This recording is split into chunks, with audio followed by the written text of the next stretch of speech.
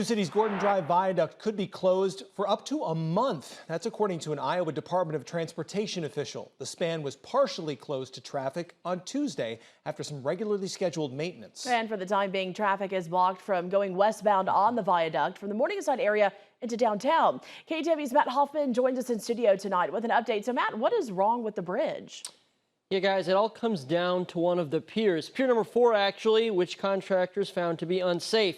These piers are the vertical support structures for the bridge. Now, work is already underway on the pier in hope of making repairs, which could take up to 4 weeks. Iowa DOT engineer Jessica Felix tells KTV crews are in the process of conducting routine maintenance on the bridge when they notice the issue with Pier 4. The westbound lanes are closed, and only vehicles up to 10 tons each can use the eastbound lanes. But we do not want that live load, which is your vehicles, going across while we do this extensive repair. So sometimes with a more extensive repair of a bridge, you end up closing down traffic. Felix says there isn't a cost estimate yet for the repairs, though the project is the responsibility of the DOT, not the city of Sioux City. She says the pier will need to be strengthened before the bridge is reopened. So this structure has been scheduled for replacement for a while.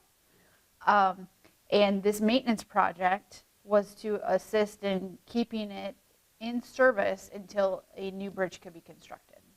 Now, the replacement of the viaduct is scheduled for 2028, and several options there are under consideration. Felix says it's possible the eastbound lanes could be turned into two-way traffic during this partial closure, but that option is still being evaluated at this time.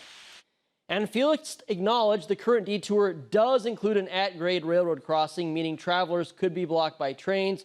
While that can be frustrating, the DOT is asking drivers to leave early and have patience as they navigate this new route, guys. All right, Matt Hoffman live in studio. Thanks for the update. Now